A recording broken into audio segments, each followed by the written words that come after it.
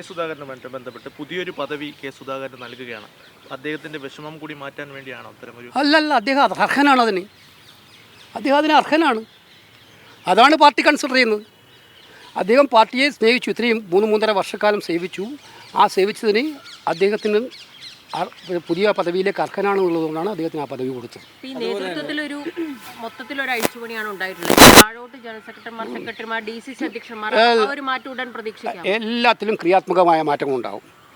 വർക്കഹോളിക്കായിട്ടുള്ള decisions ഉണ്ടാവും. അതിന് വർക്കഹോളിക്കായിട്ടുള്ള അതിനെ ബേസ് ചെയ്തുകൊണ്ടുള്ള ഡിസിഷൻസ് ഉണ്ടാവും. ഉടൻ തന്നെ ഉണ്ടാകും. ഇനി ഞങ്ങളുടെ പാർട്ടി പ്രവർത്തകർക്ക് വിശ്രമം കൊടുക്കാതെ ഇലക്ഷൻ മൂഡിലേക്ക് അവരെ കൊണ്ടുപോകുക എന്നുള്ള ദൗത്യമാണ് ആരംഭിച്ചിരിക്കുന്നത് ഇന്നു മുതൽ. ഇനിയുള്ള ദിവസങ്ങളിൽ അത് ദ്രുതഗതിയിൽ തുടരുക തന്നെ. തദ്ദേശ തെരഞ്ഞെടുപ്പുകൾക്ക് മുൻപായിട്ട് തന്നെ അത് പൂർത്തിയാക്കാനുള്ള ഒരു ശ്രമമാണോ? അല്ല, അത്രയൊന്നും കാത്തിരിക്കില്ല. അതിന് മുൻപേ ഞാൻ പറഞ്ഞല്ലോ, വളരെ വാർ ഫൂട്ടിംഗ് ആയിട്ട് എവിടെയൊക്കെ മാറ്റങ്ങൾ ആവശ്യമുണ്ടോ, എവിടെയൊക്കെ മാറ്റം അനിവാര്യമാണോ, ആ തീരുമാനം എടുത്ത് നമ്മൾ കഴിഞ്ഞ ദിവസം കെ സുധാകരൻ ഒരു പ്രതികരണം, പിണറായി സർക്കാരിനെ താഴെ ഇറക്കിയിട്ട് താൻ പദവി ഒഴിയുക എന്നുള്ളതാണ്. വിശ്വാസ്യത കെ സുധാകരൻ അല്ല, അദ്ദേഹത്തിൻ്റെ ആഗ്രഹത്തിന് ഒരു തെറ്റും. അദ്ദേഹം ഹാർഡ് കോർ കോൺഗ്രസ് പ്രസിഡൻ്റായിട്ട് പ്രവർത്തിച്ച ഒരാളാണ്. ഞാൻ പറഞ്ഞല്ലോ, മാറ്റം ഉണ്ടാകുന്ന കേരളത്തിൽ മാത്രമല്ല എന്ന് ഞാൻ പറഞ്ഞല്ലോ. ഇതൊരു പ്രോസസ്സാണ്, ഞങ്ങളുടെ പ്രോസസ്സാണ്. ആ പ്രോസസ്സിൻ്റെ ഭാഗമായിട്ട് എല്ലാ കാര്യങ്ങളും ആലോചിച്ചുകൊണ്ടൊരു മാറ്റം വരുത്തി. തീർച്ചയായിട്ടും സംസാരിച്ചിരുന്നു. ഇന്നും അദ്ദേഹമായിട്ട് സംസാരിച്ചിരുന്നു. തെരഞ്ഞെടുപ്പ് അനൗൺസ് ചെയ്തതിന് മുമ്പേ സുധാകരനോട് സംസാരിച്ചിരുന്നു. സുധാകരൻ പാർട്ടി ലീഡർഷിപ്പിൻ്റെ തീരുമാനത്തെ അംഗീകരിക്കും തന്നെയാണ് ഞങ്ങളോട് പറഞ്ഞിരിക്കുന്നത്. ഈ DCC പ്രസിഡന്റുമാരുടെ മാറ്റം എന്ന് നമുക്ക് പ്രതീക്ഷിക്കാൻ സാധിക്കും. വരും ദിവസങ്ങളല്ല, ഇന്ന് പറയണ്ടല്ലോ. ഞാൻ പറഞ്ഞു, ഇനിയുള്ള എവിടെയൊക്കെ മാറ്റം വേണോ,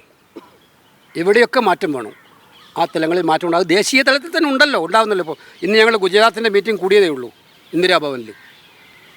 അപ്പോൾ അത് ഓരോ തലങ്ങളിലും ഉണ്ടാവും. പുതിയ നേതൃത്വത്തിന് എന്തെങ്കിലും നിർദ്ദേശം ഹൈക്കമാൻഡ്? അവരെല്ലാം കേപ്പബിളാണ്, അവരെല്ലാം സ്വയം കേപ്പബിളാണ്. അവർക്ക് എന്തെങ്കിലും കാര്യത്തിൽ ഹൈക്കമാൻഡ് ഉപദേശം ഉണ്ടെങ്കിൽ അന്നേരം നൽകാൻ ഉപദേശമുണ്ട്. അവിടെ ഹൈക്കമാൻഡിൻ്റെ ചുമതലയുള്ള ജനറൽ സെക്രട്ടറി ഉണ്ട്, ബാക്കി കാര്യങ്ങളുണ്ട്, സെക്രട്ടറിമാരുണ്ട്. ഇതിൻ്റെ കാര്യങ്ങളൊന്നും സണ്ണി ജോസഫ് ഇന്ന് കേരളത്തിലെ കോൺഗ്രസ്സുകാരുടെ പ്രസിഡൻ്റാണ്. മനസ്സിലായില്ലേ? കോൺഗ്രസിൻ്റെ സിസ്റ്റം അനുസരിച്ച് ഹൈക്കമാൻഡ് പ്രഖ്യാപിച്ചു കഴിഞ്ഞാൽ അതുവരെ അങ്ങോട്ടും ഇങ്ങോട്ടൊക്കെ പറയും ഞങ്ങളുടെ പാർട്ടിയിൽ. അതാണ് ഞങ്ങളുടെ സൗന്ദര്യം.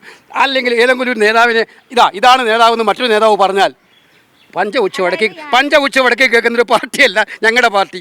അപ്പോൾ അവർക്ക് അതിൻ്റെ ഫ്രീഡം ഞങ്ങൾ കൊടുത്തത്. പക്ഷേ വൺസ് അതിൻ്റെ അനൗൺസ്മെൻറ്റ് വന്നാൽ പാർട്ടി പ്രവർത്തകരെല്ലാം ഇപ്പം ഇന്ന് സണ്ണി ജോസഫ് കേരളത്തിലെ കോൺഗ്രസ്സുകാർ ആരുടെയെങ്കിലും ഒരു പ്രത്യേക നേതാവിൻ്റെയോ പ്രത്യേക വിഭാഗത്തിൻ്റെയോ നേതാവല്ല.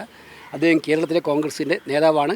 എനിക്ക് കുറച്ച് വിശ്വാസമുണ്ട്, സണ്ണി എല്ലാ നേതാക്കന്മാരെയും കൂട്ടുപിടിച്ചുകൊണ്ട് ഒരഭിപ്രായ വ്യത്യാസമില്ലാതെ എല്ലാവരുടെയും ശബ്ദം കേട്ടിട്ട് കേരളത്തിലെ കോൺഗ്രസിൻ്റെ മുതിർന്ന നേതാക്കന്മാർ എല്ലാവരുടെയും വികാരങ്ങൾ മാനിച്ചുകൊണ്ട് മുന്നോട്ട് പോകുന്നൊരു പ്രസിഡൻ്റ് ആയിരിക്കുമെന്നതിൻ്റെ ഉറച്ച വിശ്വാസമുണ്ട്.